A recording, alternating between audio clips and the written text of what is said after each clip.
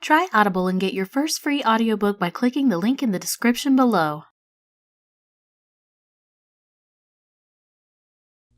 Reading by Greg Marguerite. The Griffin and the Minor Canon by Frank R. Stockton.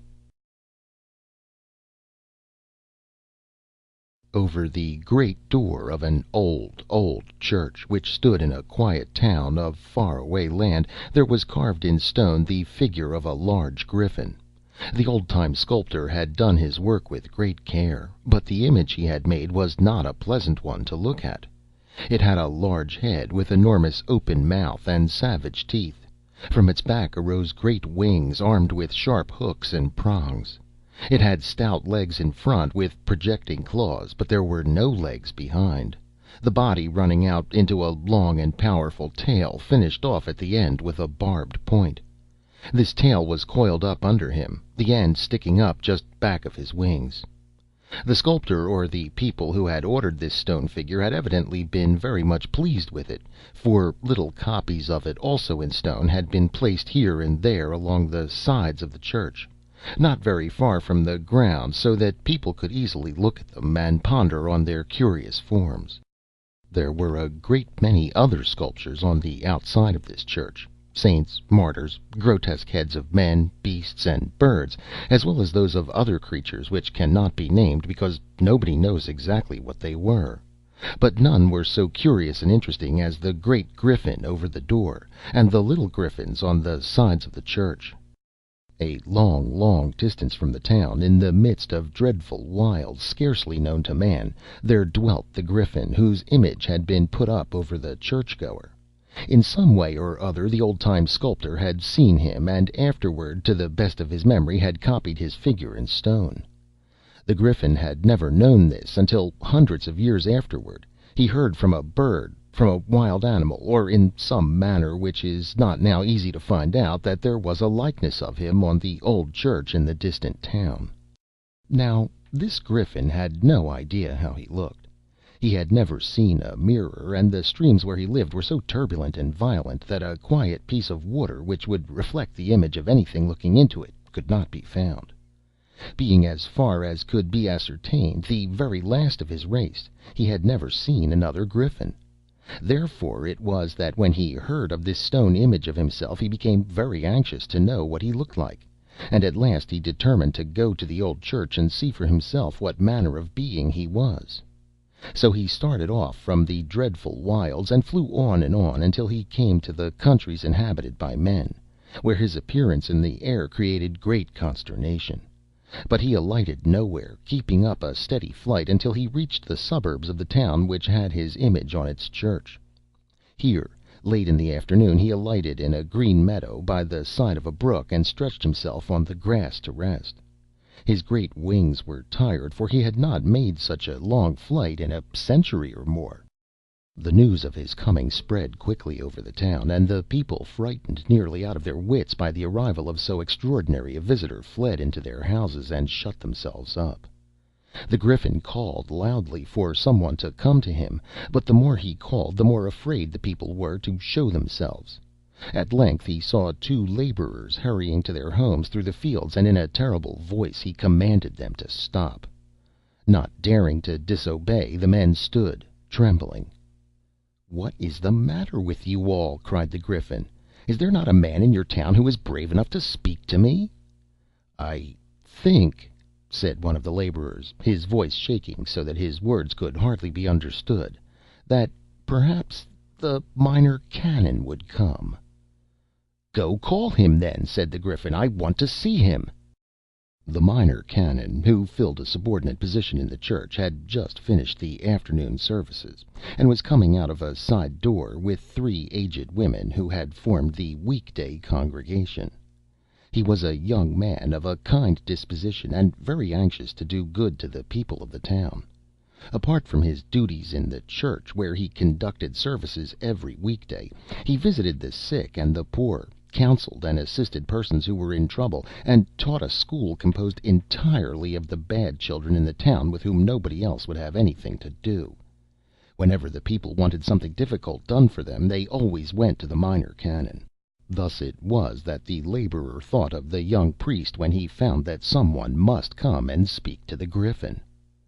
The Minor Canon had not heard of the strange event, which was known to the whole town except himself and the three old women, and when he was informed of it, and was told that the Griffin had asked to see him, he was greatly amazed and frightened. "Me!" he exclaimed. "He has never heard of me. What should he want with me?" "Oh, you must go instantly!" cried the two men. "He is very angry now because he has been kept waiting so long, and nobody knows what may happen if you don't hurry to him." The poor Minor Canon would rather have had his hand cut off than go out to meet an angry Griffin, but he felt that it was his duty to go, or it would be a woeful thing if injury should come to the people of the town because he was not brave enough to obey the summons of the Griffin. So, pale and frightened, he started off. "Well," said the Griffin as soon as the young man came near, "I am glad to see that there is some one who has the courage to come to me." The Minor Canon did not feel very courageous, but he bowed his head. "Is this the town," said the Griffin, "where there is a church with a likeness of myself over one of the doors?" The Minor Canon looked at the frightful creature before him, and saw that it was without doubt exactly like the stone image on the church. "Yes," he said, "you are right." "Well, then," said the Griffin, "will you take me to it? I wish very much to see it." The Minor Canon instantly thought that if the Griffin entered the town without the people knowing what he came for, some of them would probably be frightened to death, and so he sought to gain time to prepare their minds. "It is growing dark now," he said, very much afraid as he spoke that his words might enrage the Griffin, "and objects on the front of the church cannot be seen clearly. It would be better to wait until morning if you wish to get a good view of the stone image of yourself." "That will suit me very well," said the Griffin. "I see you are a man of good sense. I am tired, and I will take a nap here on this soft grass while I cool my tail in the little stream that runs near me. The end of my tail gets red hot when I am angry or excited, and it is quite warm now. So you may go, but be sure to come early tomorrow morning and show me the way to the church." The Minor Canon was glad enough to take his leave, and hurried into the town. In front of the church he found a great many people assembled to hear his report of his interview with the Griffin. When they found that he had not come to spread ruin and devastation, but simply to see his stony likeness on the church, they showed neither relief nor gratification, but began to upbraid the Minor Canon for consenting to conduct the creature into the town. "What could I do?" cried the young man. "If I should not bring him, he would come himself, and perhaps end by setting fire to the town with his red-hot tail." Still the people were not satisfied, and a great many plans were proposed to prevent the Griffin from coming into town. Some elderly persons urged that the young men should go out and kill him, but the young men scoffed at such a ridiculous idea. Then some one said that it would be a good thing to destroy the stone image, so that the Griffin would have no excuse for entering the town, and this proposal was received with such favor that many of the people ran for hammers, chisels, and crowbars with which to tear down and break up the stone Griffin. But the Minor Canon resisted this plan with all the strength of his mind and body. He assured the people that this action would enrage the Griffin beyond measure, for it would be impossible to conceal from him that his image had been destroyed during the night. But the people were so determined to break up the stone Griffin that the Minor Canon saw that there was nothing for him to do but stay there and protect it. All night he walked up and down in front of the church door, keeping away the men who brought ladders by which they might mount to the great stone Griffin and knock it to pieces with their hammers and crowbars. After many hours the people were obliged to give up their attempts, and went home to sleep. But the Minor Canon remained at his post till early morning, and then he hurried away to the field where he had left the Griffin. The monster had just awakened, and rising to his forelegs and shaking himself, he said that he was ready to go into the town. The Minor Canon therefore walked back, the Griffin flying slowly through the air at a short distance above the head of his guide. Not a person was to be seen in the streets, and they proceeded directly to the front of the church, where the Minor Canon pointed out the stone Griffin. The real Griffin settled down in the little square before the church, and gazed earnestly at his sculptured likeness. For a long time he looked at it. First he put his head on one side, and then he put it on the other, Then he shut his right eye and gazed with his left, after which he shut his left eye and gazed with his right. Then he moved a little to one side and looked at the image. Then he moved the other way. After a while he said to the Minor Canon, who had been standing by all this time, It must be an excellent likeness. That breadth between the eyes, that expansive forehead, those massive jaws. I feel that it must resemble me. If there is any fault to find with it, it is that the neck seems a little stiff. But that is nothing. It is an admirable likeness. Admirable!" The Griffin sat looking at his image all the morning and all the afternoon. The Minor Canon had been afraid to go away and leave him, and had hoped all through the day that he would soon be satisfied with his inspection and fly away home. But by evening the poor young man was utterly exhausted, and felt that he must eat and sleep. He frankly admitted this fact to the Griffin, and asked him if he would not like something to eat. He said this because he felt obliged in politeness to do so. But as soon as he had spoken the words he was seized with dread, lest the monster should demand half a dozen babies, or some tempting repast of that kind. "Oh no," said the Griffin, "I never eat between the equinoxes. At the vernal and at the autumnal equinox I take a good meal, and that lasts me for half a year. I am extremely regular in my habits, and do not think it healthful to eat at odd times. But if you need food, go and get it, and I will return to the soft grass where I slept last night, and take another nap." The next day the Griffin came again to the little square before the church, and remained there until evening, steadfastly regarding the stone griffin over the door. The Minor Canon came once or twice to look at him, and the Griffin seemed very glad to see him. But the young clergyman could not stay as he had done before, for he had many duties to perform. Nobody went to the church, but the people came to the Minor Canon's house, and anxiously asked him how long the Griffin was going to stay. "I do not know," he answered, "but I think he will soon be satisfied with regarding his stone likeness, and then he will go away." But the Griffin did not go away.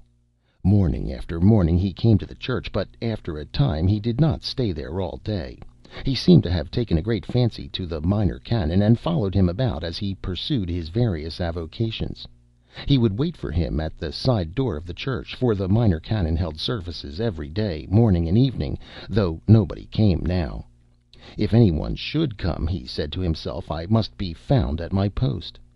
When the young man came out, the Griffin would accompany him in his visits to the sick and poor, and would often look into the windows of the schoolhouse where the Minor Canon was teaching his unruly scholars. All the other schools were closed, but the parents of the Minor Canon's scholars forced them to go to school, because they were so bad they could not endure them all day at home, Griffin or no Griffin. But it must be said they generally behaved very well when that great monster sat up on his tail and looked in at the schoolroom window. When it was perceived that the Griffin showed no signs of going away, all the people who were able to do so left the town. The canons and the higher officers of the church had fled away during the first day of the Griffin's visit, leaving behind only the Minor Canon and some of the men who opened the doors and swept the church. All the citizens who could afford it shut up their houses and traveled to distant parts, and only the working people and the poor were left behind. After some days these ventured to go about and attend to their business, for if they did not work they would starve. They were getting a little used to seeing the Griffin, and having been told that he did not eat between equinoxes, they did not feel so much afraid of him as before. Day by day the Griffin became more and more attached to the Minor Canon. He kept near him a great part of the time, and often spent the night in front of the little house where the young clergyman lived alone. This strange companionship was often burdensome to the Minor Canon, but, on the other hand, he could not deny that he derived a great deal of benefit and instruction from it. The Griffin had lived for hundreds of years, and had seen much, and he told the Minor Canon many wonderful things. "It is like reading an old book," said the young clergyman to himself. "But how many books would I have had to read before I would have found out what the Griffin has told me about the earth, the air, the water, about minerals and metals and growing things, and all the wonders of the world." Thus the summer went on and drew toward its close, and now the people of the town began to be very much troubled again. "It will not be long," they said, "before the autumnal equinox is here, and then that monster will want to eat. He will be dreadfully hungry, for he has taken so much exercise since his last meal. He will devour our children. Without doubt he will eat them all. What is to be done?" To this question no one could give answer, but all agreed that the Griffin must not be allowed to remain until the approaching equinox. After talking over the matter a great deal, a crowd of people went to the Minor Canon, at a time when the Griffin was not with him. "It is all your fault," they said, "that the monster is among us. You brought him here, and you ought to see that he goes away. It is only on your account that he stays here at all, for although he visits his image every day, he is with you the greater part of the time. If you were not here, he would not stay. It is your duty to go away, and then he will follow you, and we shall be free from the dreadful danger which hangs over us." "Go away!" cried the Minor Canon, greatly grieved at being spoken to in such a way. "Where shall I go? If I go to some other town, shall I not take this trouble there? Have I a right to do that?"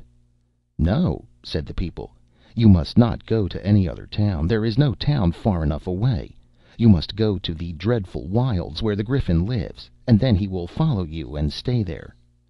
They did not say whether or not they expected the Minor Canon to stay there also, and he did not ask them anything about it. He bowed his head and went into his house to think. The more he thought, the more clear it became to his mind that it was his duty to go away, and thus free the town from the presence of the Griffin. That evening he packed a leathern bag full of bread and meat, and early the next morning he set out on his journey to the dreadful wilds. It was a long, weary, and doleful journey, especially after he had gone beyond the habitations of men, but the Minor Canon kept on bravely and never faltered. The way was longer than he had expected, and his provisions soon grew so scanty that he was obliged to eat but a little every day. But he kept up his courage and pressed on, and after many days of toilsome travel he reached the dreadful wilds. When the Griffin found that the Minor Canon had left the town, he seemed sorry, but showed no disposition to go and look for him. After a few days had passed, he became much annoyed, and asked some of the people where the Minor Canon had gone. But although the citizens had been anxious that the young clergyman should go to the dreadful wilds, thinking that the Griffin would immediately follow him, they were now afraid to mention the Minor Canon's destination, for the monster seemed angry already, and if he should suspect their trick, he would doubtless become very much enraged. So everyone said he did not know, and the Griffin wandered about disconsolate. One morning he looked into the Minor Canon's schoolhouse, which was always empty now, and thought that it was a shame that everything should suffer on account of the young man's absence. "It does not matter so much about the church," he said, "for nobody went there, but it is a pity about the school. I think I will teach it myself until he returns." It was the hour for opening the school, and the Griffin went inside and pulled the rope which rang the school bell. Some of the children who heard the bell ran in to see what was the matter, supposing it to be a joke of one of their companions, but when they saw the Griffin they stood astonished and scared. "Go tell the other scholars," said the monster, "that school is about to open, and that if they are not all here in 10 minutes I shall come after them." In 7 minutes every scholar was in place. Never was seen such an orderly school. Not a boy or girl moved or uttered a whisper. The Griffin climbed into the master's seat, his wide wings spread on each side of him, because he could not lean back in his chair while they stuck out behind, and his great tail coiled around in front of the desk, the barbed end sticking up, ready to tap any boy or girl who might misbehave. The Griffin now addressed the scholars, telling them that he intended to teach them while their master was away. In speaking he endeavored to imitate as far as possible the mild and gentle tones of the Minor Canon, but it must be admitted that in this he was not very successful. He had paid a good deal of attention to the studies of the school, and he determined not to attempt to teach them anything new, but to review them in what they had been studying. So he called up the various classes and questioned them upon their previous lessons. The children racked their brains to remember what they had learned. They were so afraid of the Griffin's displeasure that they recited as they had never recited before. One of the boys far down in his class answered so well that the Griffin was astonished. "I should think you would be at the head," said he. "I am sure you have never been in the habit of reciting so well. Why is this?" "Because I did not choose to take the trouble," said the boy, trembling in his boots.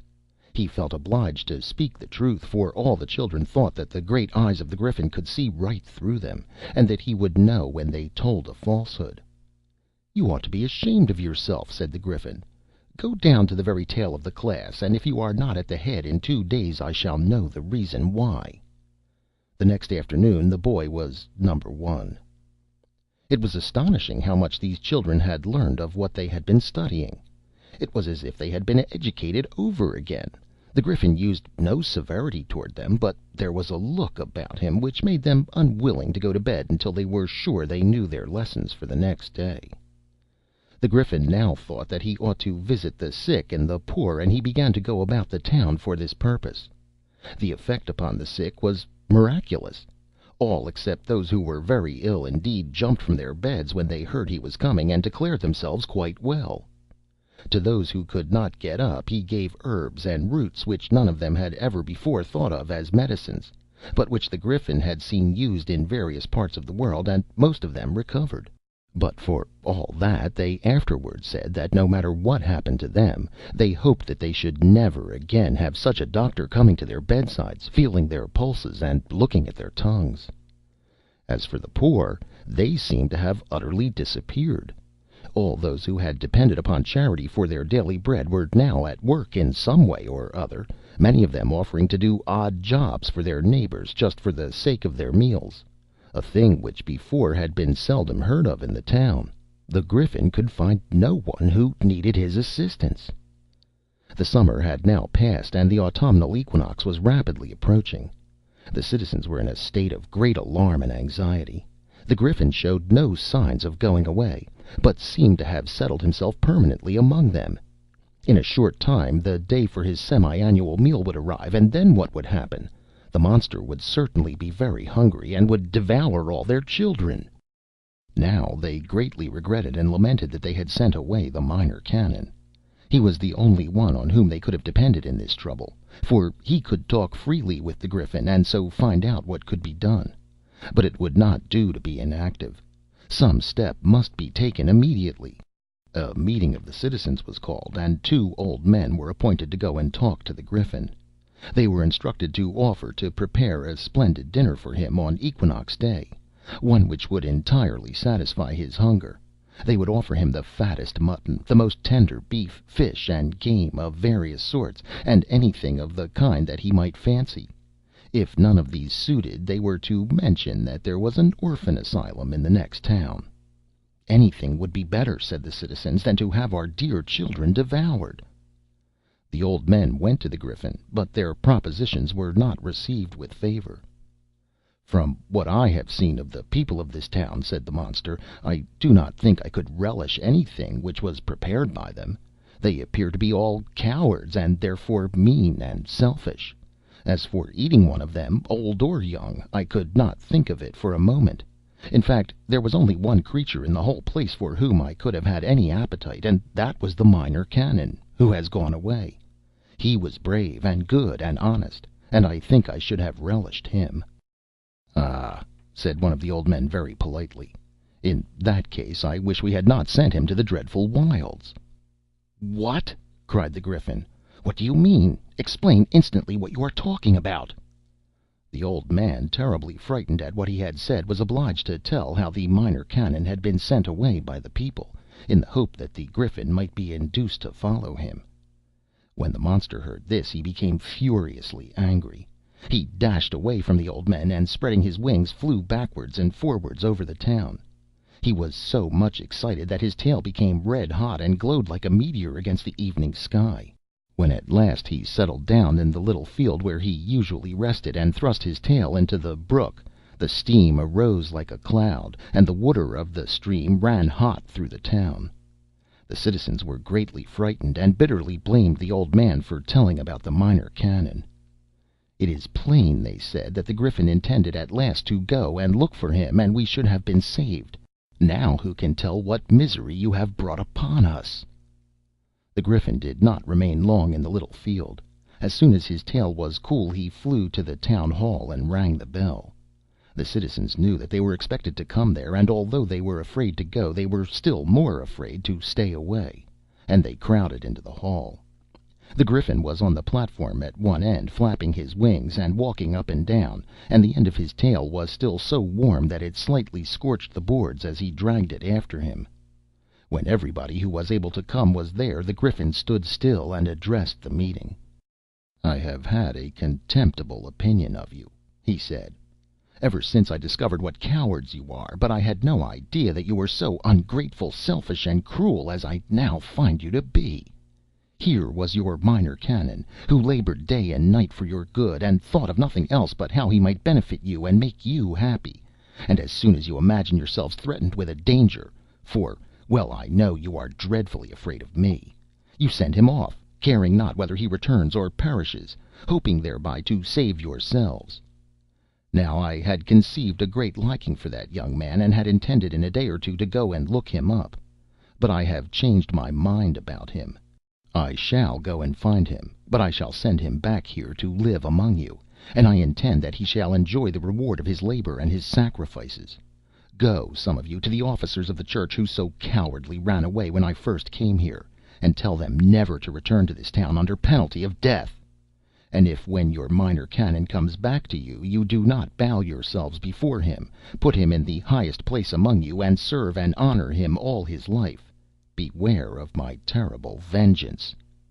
There were only two good things in this town, the Minor Canon and the stone image of myself over your church door. One of these you have sent away, and the other I shall carry away myself."